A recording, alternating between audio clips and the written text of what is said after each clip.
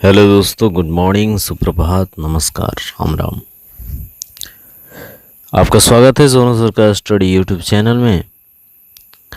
और आज lecture number 9 है और इस लेक्चर नंबर 9 में हम डिस्कस करेंगे सामवेद के बारे में।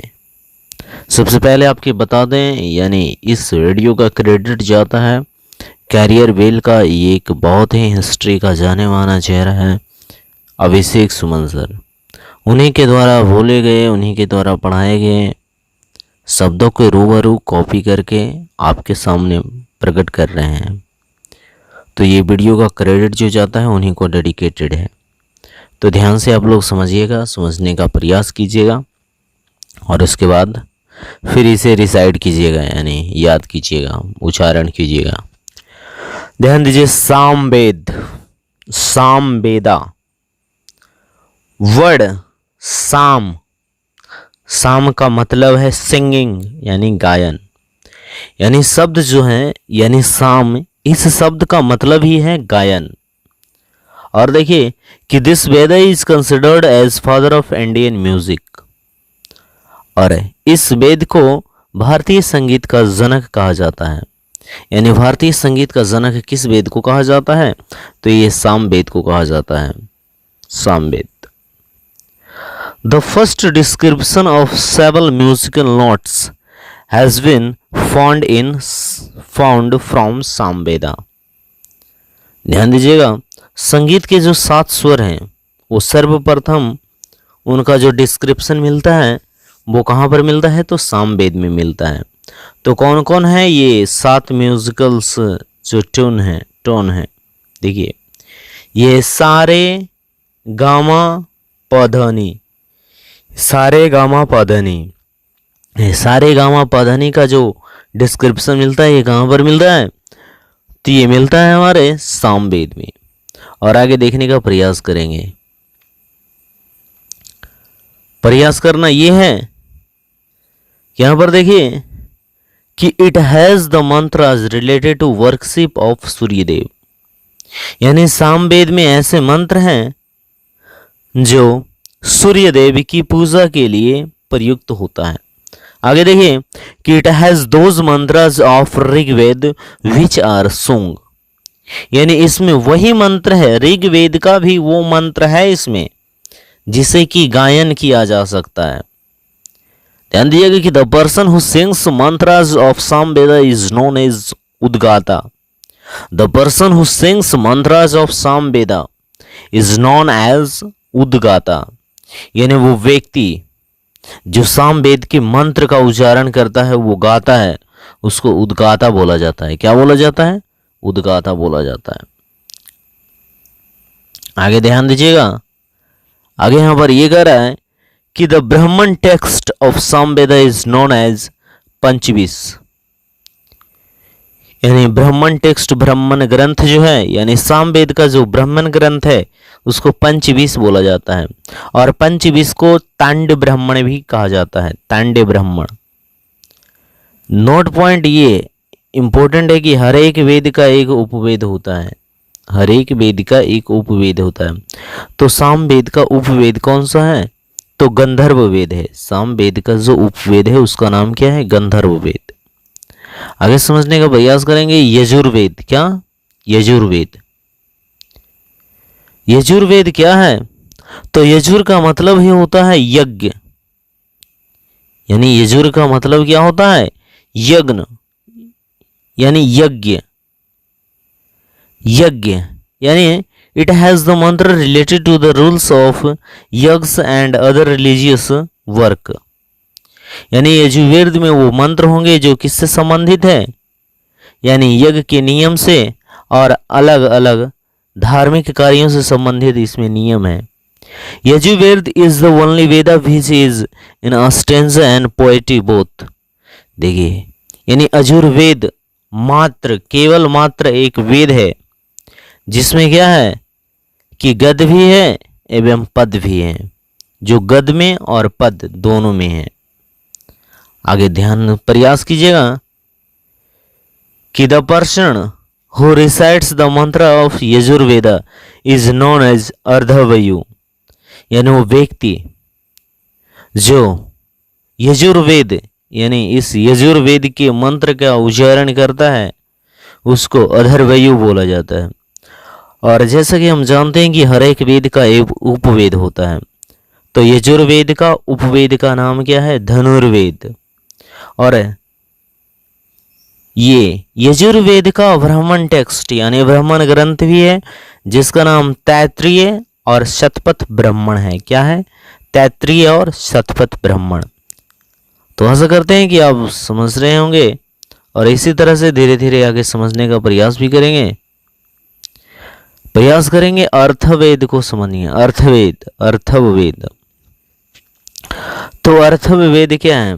तो this is considered as newest Veda among all, यानी इन सभी जितने भी वेद हैं इन सभी में अगर जो न्यूएस्ट सबसे माना जाता है यानी लेटेस्ट माना जाता है, सबसे नवीनतम माना जाता है, तो अर्थवेद है।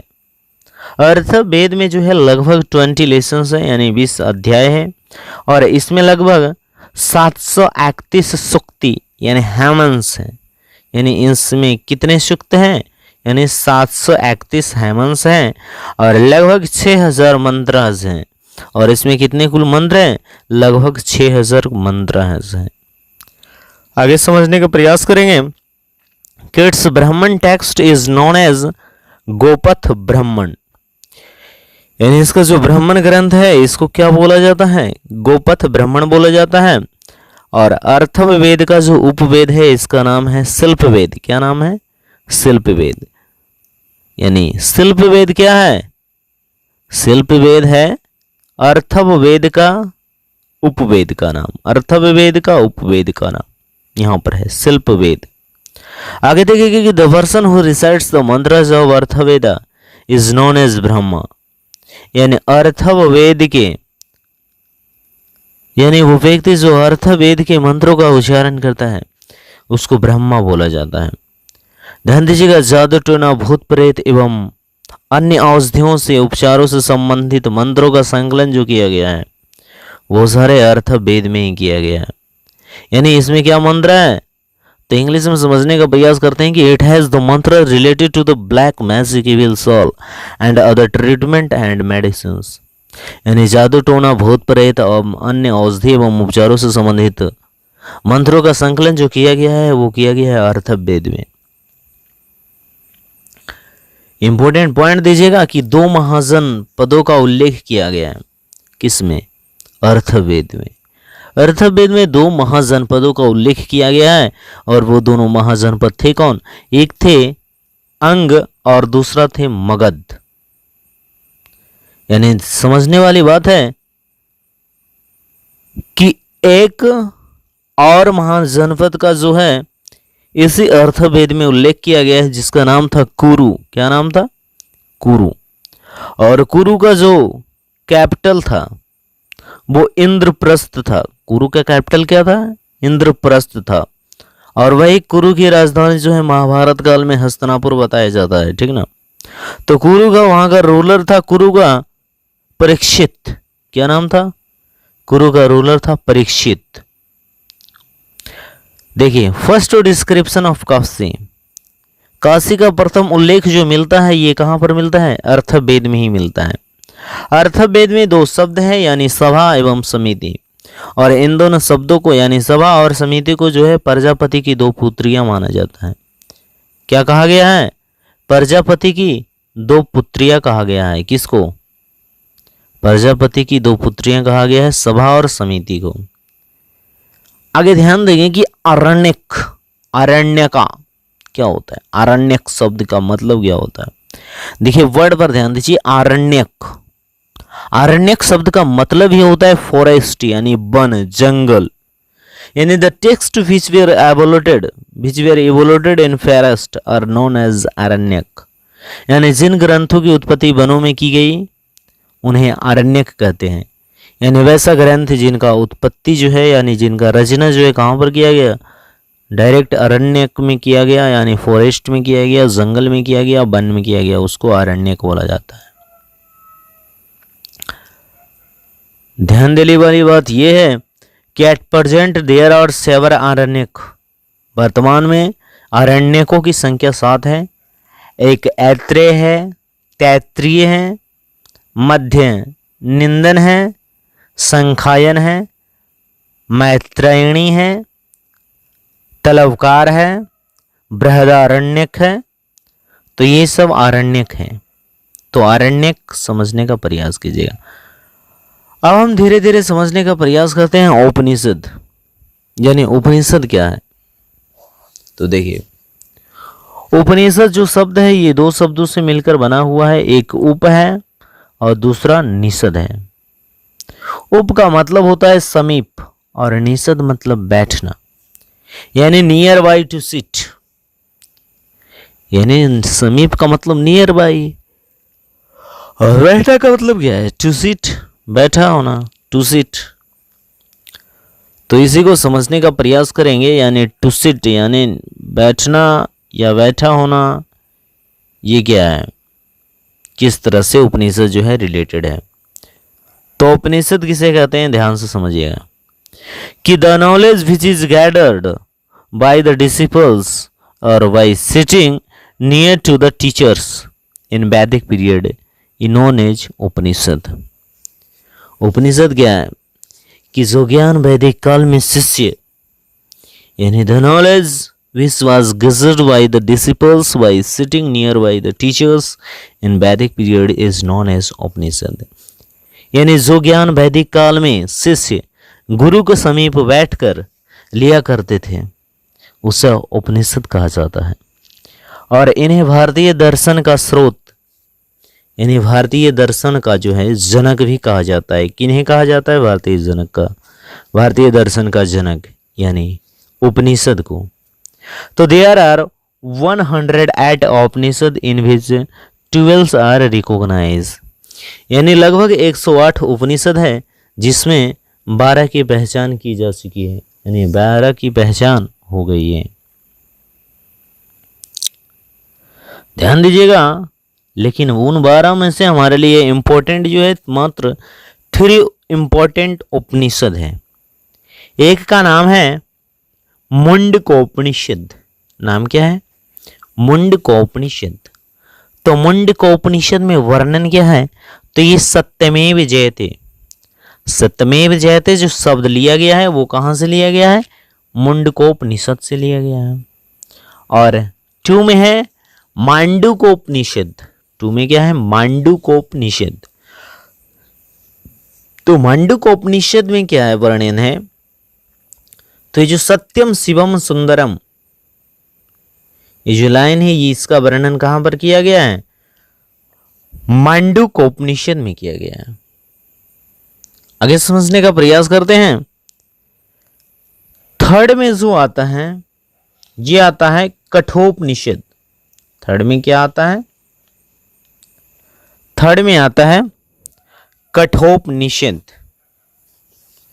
तो कठोपनिषद में क्या वर्णन है, यानी डिबेट विद में यमराज एंड नचिकेता, यानी यमराज और नचिकेता के बीच का जो डिबेट हुआ था, वार्तालाप हुआ था, उसका वर्णन मिलता है कठोपनिषद में।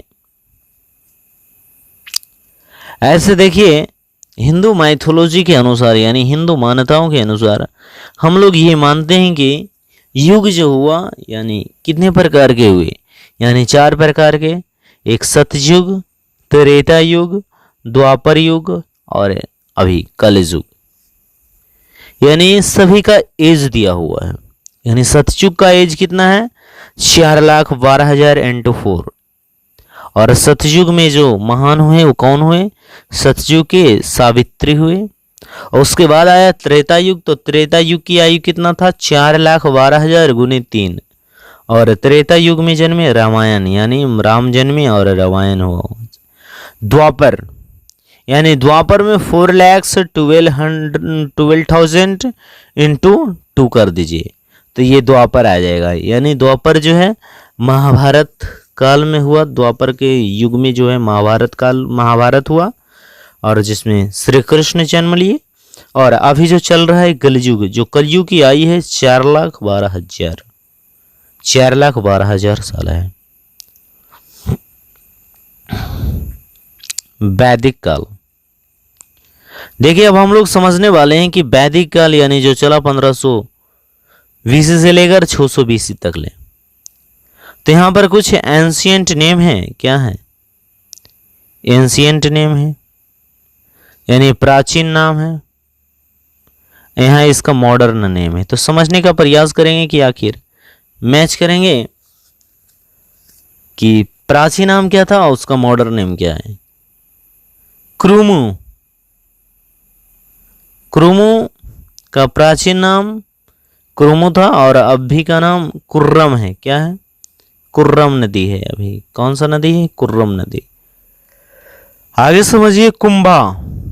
तो कुंभा प्राचीन नाम है और अभी इसका नाम लेटेस्ट जो है काबुल है। आगे बीतस्ता। तो बीतस्ता नदी का जो अभी का नाम है वो क्या है? झेलम। और अस्किनी, अस्किनी नदी का अभी का नाम क्या है? चेनाब। और एक है पुरुषनी, पुरुषनी नदी का अभी का नाम क्या है? रावी। तो ये इंपॉर्टेंट पॉइंट ध्यान दीजिएगा थोड़ा। और हम थोड़ा ऊपर करने का प्रयास करते हैं। पुरुषनी नदी के बारे में हमने समझा